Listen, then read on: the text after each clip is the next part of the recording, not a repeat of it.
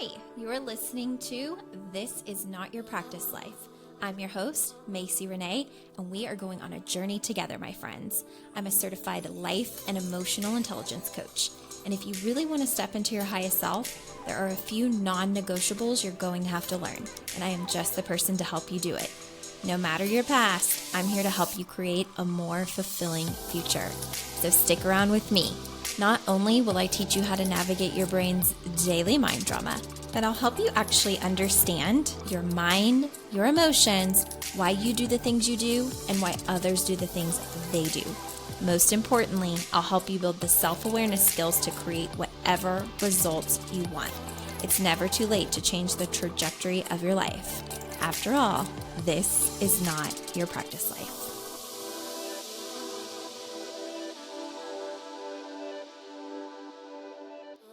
Hey friends, welcome back to another episode of This Is Not Your Practice Life podcast. I'm so excited to have you joining me today. Just as a heads up, if you are unfamiliar with the Immersion Collection, know that that is still open for enrollment for a couple more weeks. It will likely close around the middle of April, around maybe April 15th. So if that is something you're interested in doing, just be sure that you sign up prior. And if you want one of two options for no additional cost, a bonus that you can choose and it doesn't cost you anything extra to add it on, you would just want to make sure that you enroll in the Immersion Collection by March 31st. Okay. There's the option for paying monthly. There's the option for paying in full. And there's also the option for financing with Affirm. So if you have any questions, my recommendation is to schedule a consult and then we can talk about what the options are and how this 1 year of the Immersion Collection can really move you forward in your life, whether it's big things you want or small or a little blend of both. Okay. So today we're going to actually dive into boundaries. Early on in my podcast, I did an episode called For the Love of Boundaries. And for many years, that was one of the number one episodes most listened to on the podcast. And I think it's because it's a very difficult thing to do sometimes to set boundaries, but vital for the true health of our relationships, and not even because we can fix or change or control other people, because that's not what a boundary is for, which I'll talk about, but for our own mental and emotional well-being. So I wanted to rehash boundaries and update this episode because I think that there are some ways that people think about boundaries wrong. And I want to bring attention to it so that when you're setting a boundary, you feel good about it, you feel empowered, and you know the true purpose of a boundary. So here are the things with boundaries. And before actually I get into it, let me rewind and just share a lot of telltale signs that maybe someone needs to set boundaries in their life. So a lot of times what happens in life is we get to a place where we don't really feel equally empowered in certain relationships. Now, these can be friendships, it can be family relationships, it can be romantic relationships. What happens is there's kind of like a misaligned balance in how we are communicating and operating within these relationships. And usually what this looks like too is there is maybe like a dominant personality or a person that expects certain things because we've operated and behaved a certain way our entire life. And that's just what is to be expected. So a lot of times this misalignment after a while starts to be felt. And I feel like the misalignment or the misbalance in our relationships start to be felt when one of the people in this relationship or party becomes very self-aware of everything that's happening in their life, in their relationships, what maybe they have even created within a relationship dynamic. Once there's awareness of that, then I think it becomes almost impossible not to be clear on certain boundaries. So I'll give you some examples of how this shows up. Let's say you're in a relationship and it feels like your partner maybe speaks to you like they would speak to a child, or they, the way that they say things a lot of times comes from almost a parental energy, not so much a partner energy. You might start to feel the strain of that in a relationship after a while, especially when you become aware, because of the fact that it no longer feels good. It's not working for you. Like maybe it's something you just accepted your entire life. And maybe also you don't want tension, you don't want arguments, you don't want to be at odds with this partner that you love. And so you've just accepted it. Well, a lot of times what leads to boundaries needing to be had is that something that once worked in a dynamic or something that we have suppressed in a dynamic no longer works. We're no longer happy with it. We don't want it anymore. And we feel like the person that is, quote, doing it to us needs to change. They need to change everything about what they're doing. They need to change who they are. We're not going to take this thing anymore that they do or how they say it or what they say. And so we're like kind of lost because we're feeling this tension. This is where boundaries can be very, very helpful and very powerful in your own life. And P.S., there are a million ways. That was just one example of hundreds of examples I could give around boundaries. Okay, just one. But with this being said, when we get to this point of needing a boundary, the mistake that I see people making all the time is that they believe this boundary is going to change another human being. It's going to maybe control the behavior of the human being. And I want to be very crystal clear that when you set a boundary, it's not to force anybody into changing. It's not to try and control someone's behavior. It's not to make them different. We set boundaries for ourselves. We set boundaries as a loving rule for ourselves to follow through with. We aren't trying to change other humans or their behavior because every single person in this world has something called free will. Everybody gets to operate the way that they want to operate. When we're in relationships with people, friendships with people, family dynamics with people, we hope that people would just honor our wishes, our boundaries, our kind of rules, so to speak. But just because we want them to do that doesn't mean that they have to. They get to make that choice. So a boundary is put in place for what you're going to do if a certain kind of behavior or way that they're doing something no longer works for you. It's a loving rule that you put in place to be really clear with them around your expectations and what you're going to do if there are not changes or that boundary is not honored. So, for example, I'll tell you a boundary right off the bat that I have with any person in my life. I grew up with hearing a lot of like verbal abuse, a lot of yelling, a lot of screaming for, adults when I was a child or young adult to convey a point. My family, many people in my family resorted to yelling and to screaming. I've never responded well when people raise their voice and yell and scream because it was always done in a very abusive way growing up, derogatory, name calling, just unhealthy way of communication. As an adult that knows better and as an adult that prioritizes emotionally regulating, I have very strong boundaries around this. If someone starts raising their voice and I make them aware of it and they don't change it, one of my boundaries are that I will walk away from a conversation. I will not continue to have a productive conversation. I will remove myself from the environment if someone chooses to continue talking that way. So when I set a boundary, it's not saying like, you have to change this about yourself. You have to stop yelling. You can't be this person.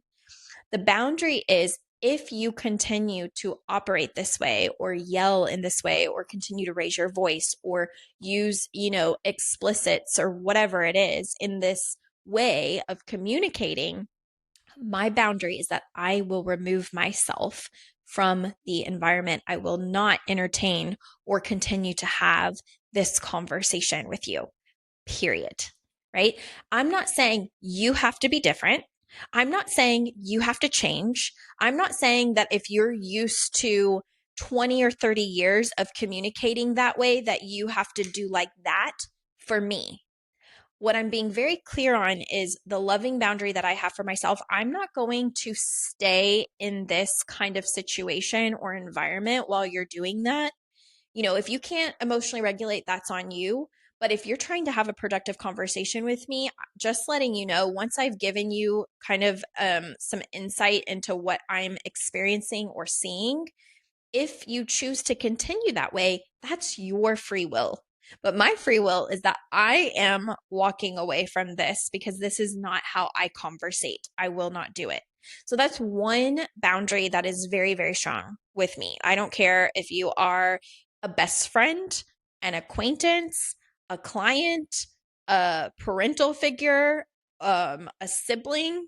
I don't care who anybody is in this situation. My husband, I can handle having hard conversations, and I can handle even watching someone become emotionally activated and elevate. But when it gets to a certain point, there are boundaries there for me. If I feel like it's getting really unregulated and someone cannot control their emotional state of being and they're not willing to, then I'm just going to remove myself from the situation and we can come back to the conversation. It's not, I don't have a boundary against, I'm never going to have this conversation with you again. My boundary is I'm not going to have the conversation with you while you are this elevated. So if you don't feel like you can regulate and bring it down for us to have a very team-like conversation or a regulated conversation, I'm not doing the conversation with you. You are allowed to keep screaming. You are allowed to keep yelling. You'll just probably be doing it at a wall because I will not be present for it. And if you have done that your entire life with other people who haven't set boundaries, then I can understand why maybe you're really pissed off at me for having boundaries around this and why you maybe feel like this is just who you are and you should be able to operate this way. But my boundary is that you will not operate that way with me after I've brought it to your attention. So that's the boundary. It's not changing them. I'm not asking them to do an overhaul and stop being the person that screams or yells. I'm saying if you continue to communicate that way, you're not going to do it with me because I'm not going to sit and allow it. So those are what boundaries are.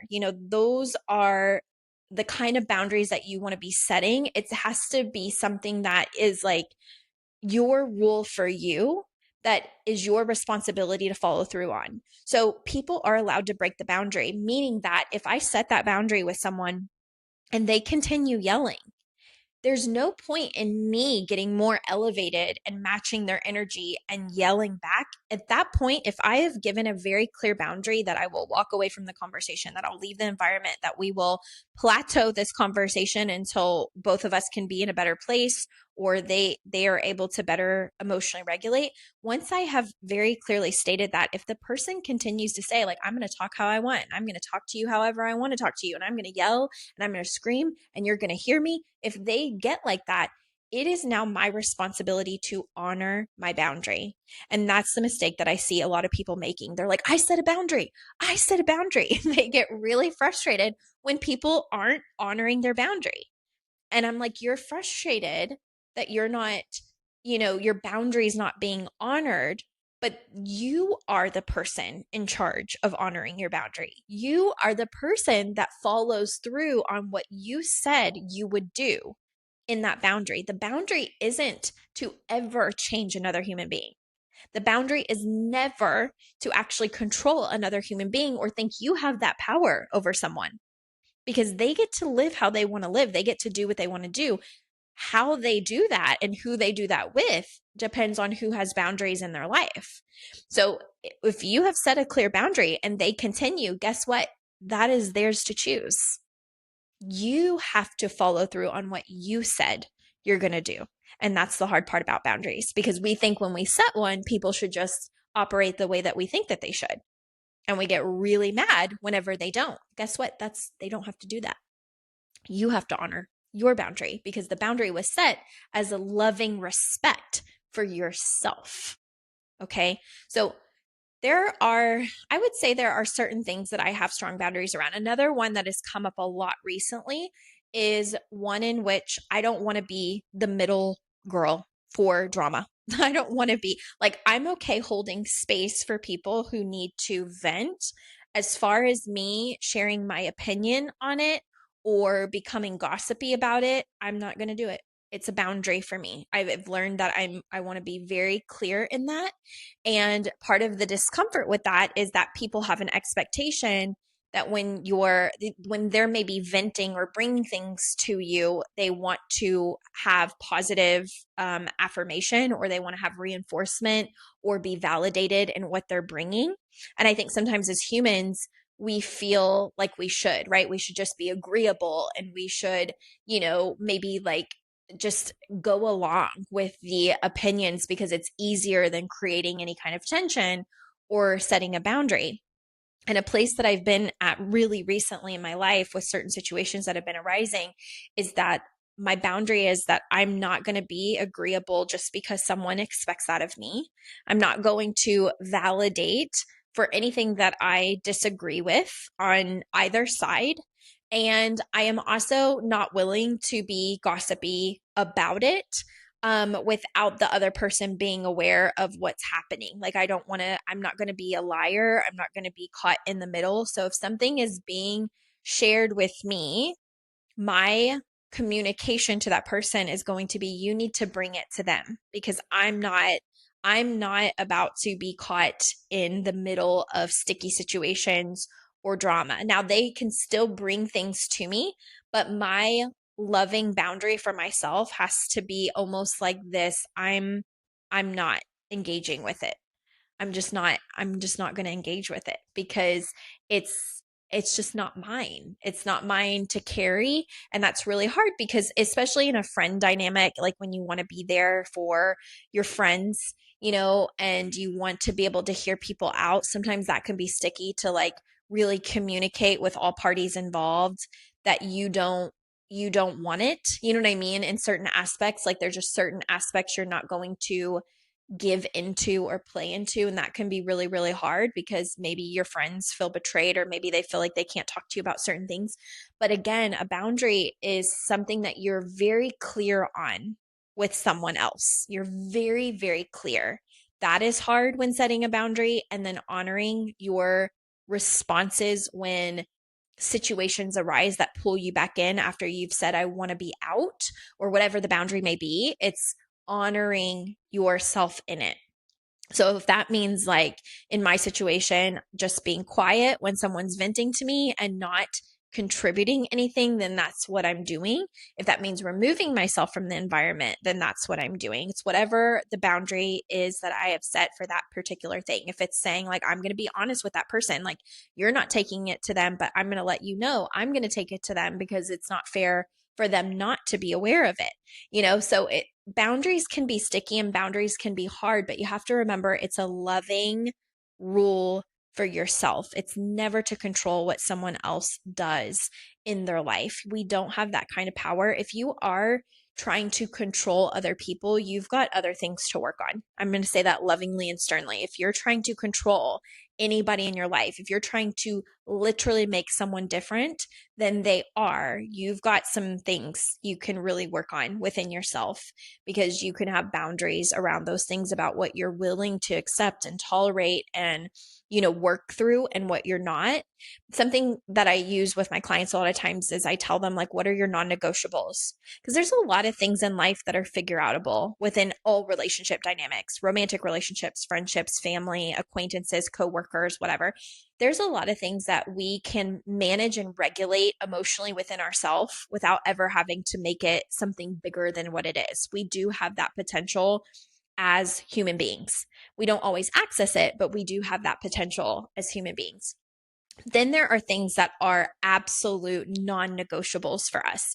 And the non-negotiables are what we have to pay attention to, because the non-negotiables are the things that are maybe really, really bothersome to us, that we don't want to quiet that inner voice inside of us and let ourselves be walked all over. But that also means that we have to be really clear on what we want our boundary to be. We have to explain that boundary to the person, and then we have to follow through on what we say we're going to do. So I will say in my life, I honestly don't have tons and tons of boundaries. Like, I let humans be human. I think that that is a big piece of life. Like, let humans be human. Humans are going to make mistakes. Humans are going to have errors. Not every person's going to come to you perfectly. That's okay. Like, I really try to be mindful of I'm not a perfect human being. I don't expect other people to be perfect human beings. But if I find myself self betraying, not speaking up about certain things in life, being very bothered by certain things, feeling myself go inward and being suppressed, then I know like whatever is creating that behavior in me, especially if I'm aware that it's happening and I've tried to work through it, I might be like, okay, this is a telltale sign that I have to have boundaries around this. This is like a non-negotiable thing for me. And usually if it's a non-negotiable, it's really, really clear. So like the screaming, yelling in communication, I'm so clear that that's just a non-negotiable. It's not something that I'm going to be okay with or tolerate. Humanness, yes. Not being perfectly curated, having some difficulty emotionally regulating, especially if you've never touched a day of this work, totally human. But you being able to reel it in and speak respectfully and not fly off the handle is definitely something that I expect in us having a conversation, so if you're very attacking, if you are really not regulating, if you are screaming or yelling or using explicits or derogatory language, it's just a non-negotiable for me. You are allowed to be that person the rest of your life. You're just not going to be it with me, right? Like, it's just not going to happen. So there's very few things where I can think right off the bat where I'm like, this is a non-negotiable. I would say that that's a big one. I'm not a fan of people who lie. That's probably another big non-negotiable for me. If I find out that people have been deceptive, lying, especially around multiple things. So like, again, humanness happens.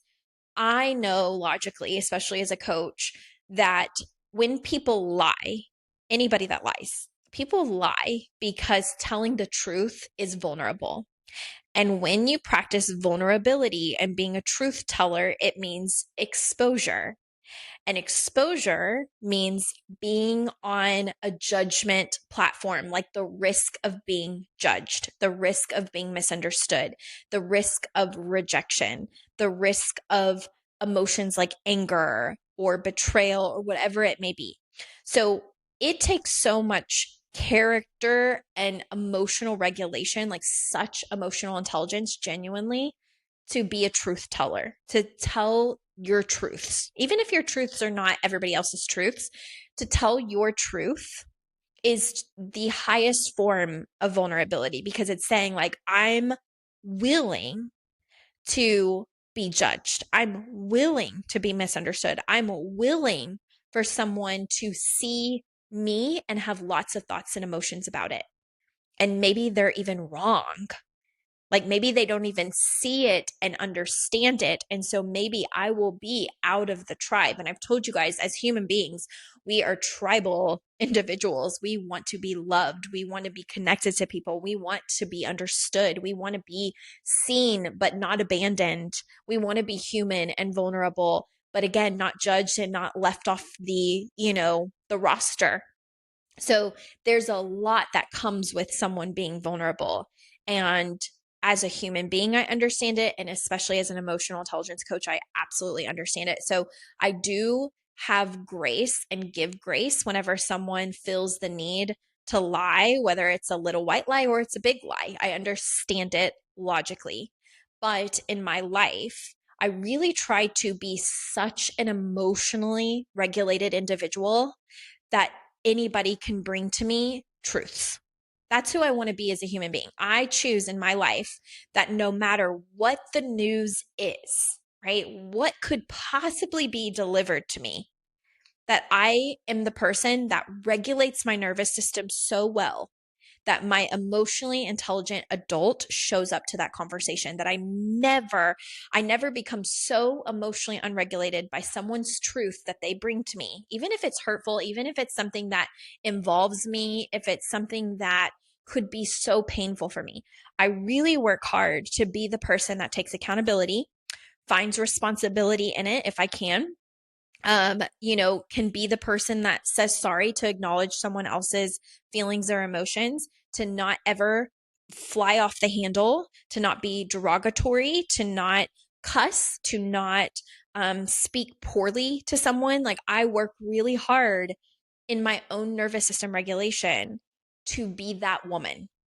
So my expectation, because I work so hard to be that woman, is to my expectation around the boundary of someone lying is pretty darn big, especially if it's something they do multiple times in several different ways, where it's now, I'm questioning that I can trust this person, because I work so hard to be the person that can be someone who receives someone's truths and knows how to navigate it. So that would be probably one other non-negotiable for me, is like, if someone is not being truthful, and I know that, and I'm very intuitive, so I can usually feel it even before I have evidence of it. That is a boundary for me. I'm probably going to pull away in some ways. I'm probably not going to be as trusting. I'm probably not going to have quite the same relationship with someone who is chronic in that area, or who has done that multiple times without any accountability or responsibility, because I don't desire to surround myself with someone who does that. I understand it, and I have grace for it, and I know the humanness of it. And so I don't hate the person for it. But I choose as a boundary to remove myself from people like that as much as possible, until they can either grow in it, until it's something that changes. But after trust is broken, it's really hard to rebuild that. And I think all of us kind of know that. So it's not impossible, but it's different. It's a different dynamic. Outside of that, I don't really have a ton of non-negotiable boundaries. But when I do settle in for myself on those non-negotiables, what your job is when you figure those out for yourself is to communicate them and to honor them, because a boundary is something loving, again, you do for yourself. It's not about anybody else. Nobody has to actually change who they are, their behavior, for your convenience. And when you focus on that they need to, a lot of times that's ego. So a boundary is different in that it's empowering for you.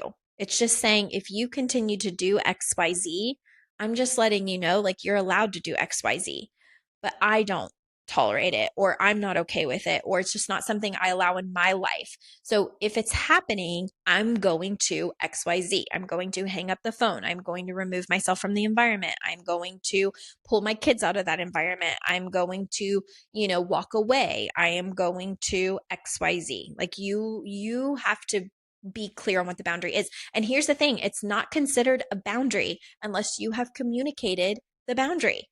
So it's not making up boundaries in your head, like someone upsets you and you mentally go, this is a boundary of mine. Oh my gosh, this is a boundary. And then you never communicate that boundary. Your job, again, as hard as it is when setting boundaries, is to communicate the boundary. People don't know unless you tell them. So that's another mistake that I would see people making is, well, I set a boundary, and I'm like, okay, well, how did they respond when you told them? They're like, what do you mean? I'm like, well, how did they respond when you communicated your boundary to them? And they will just stare at me blank. And I'm like, let me guess, the boundary is in your head.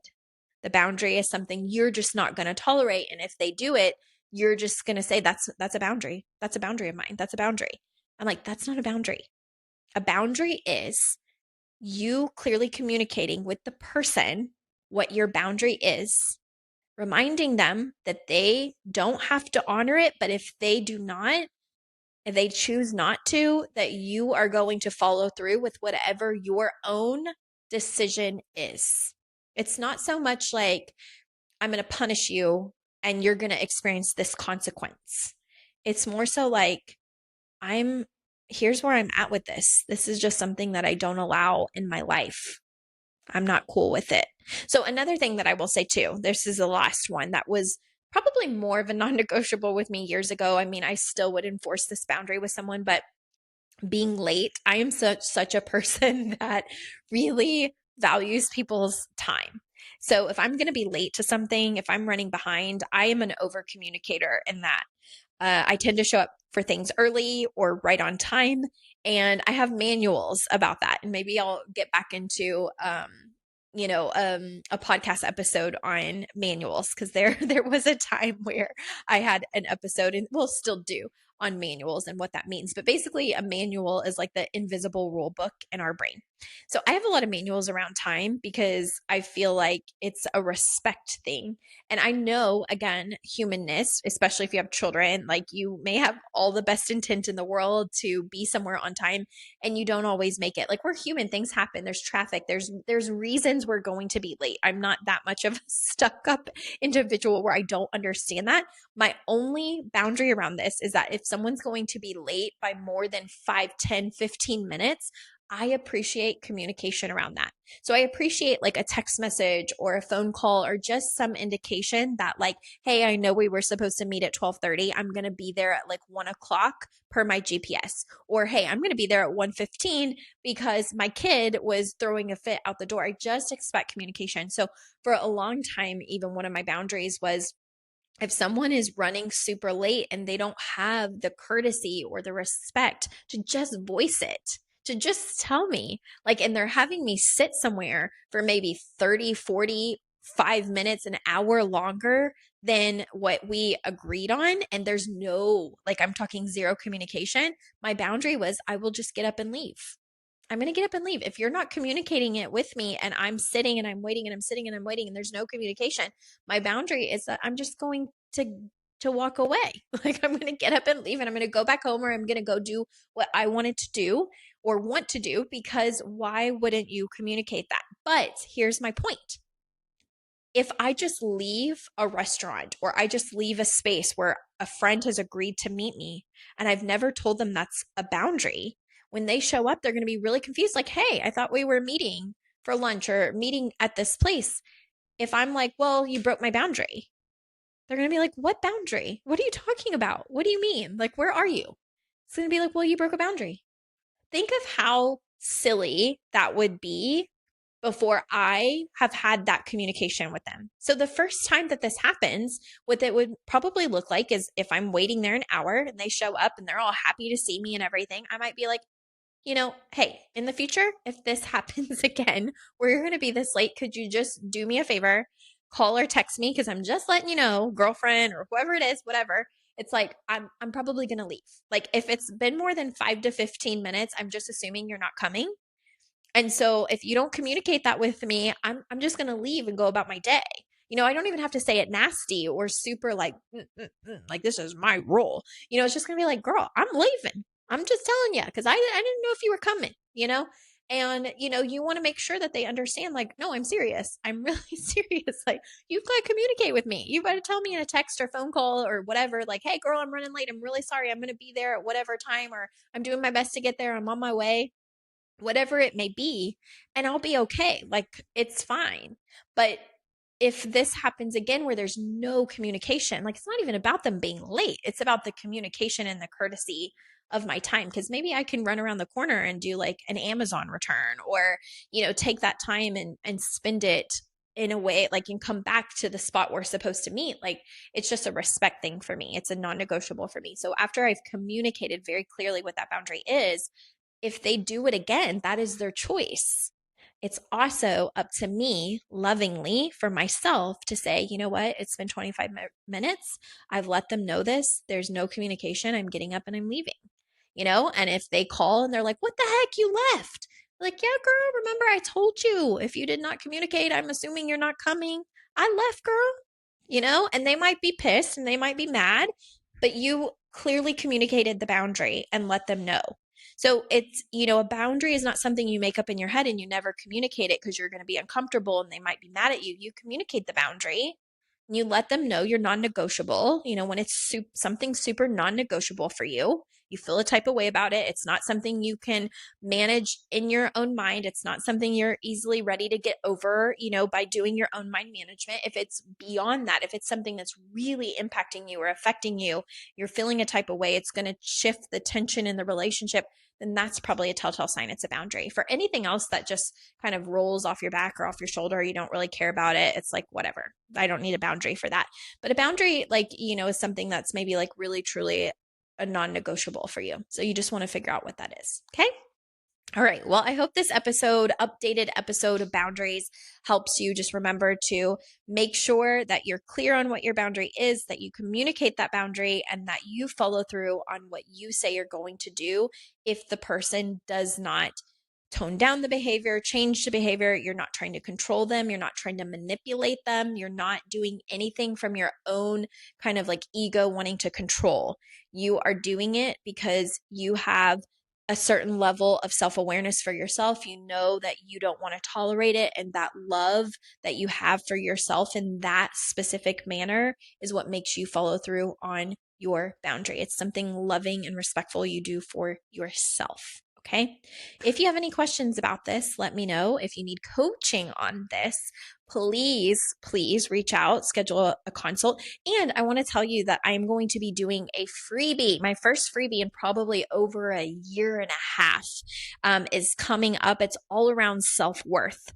So if you are someone that maybe struggles with your self-worth, if you struggle to feel worthy of certain things, if fear or failure and rejection are a pain point for you, and you really struggle, you get down in the dumps about yourself whenever you're failing, or you're rejected, or you notice yourself just having horrible self-talk, then make sure you're on my email list, because I'm going to be sending out stuff for that soon. I'm going to be posting about it, and it is going to be a 2-day freebie where you get a workbook and all of that. There's going to be so many goodies. So just make sure you stay tuned for that. Otherwise, I will see you guys next time. Have a great day.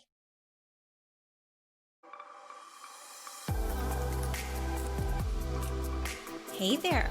Thank you so much for joining me on today's episode of This Is Not Your Practice Life podcast. If you'd like to connect on social media, you can find me on both Instagram and Facebook at Macy Renee Coaching. And if you want to stay up to date on all of my offers, announcements, and inspirational emails, you can join my email list at macyrenee.com. In addition, if there's a way that I can further support you in your coaching journey, you can schedule a free 60-minute consult at macyrenee.com anytime you want, so we can discuss the best options for you. I look forward to seeing you next week, and I hope you have an amazing day. Bye.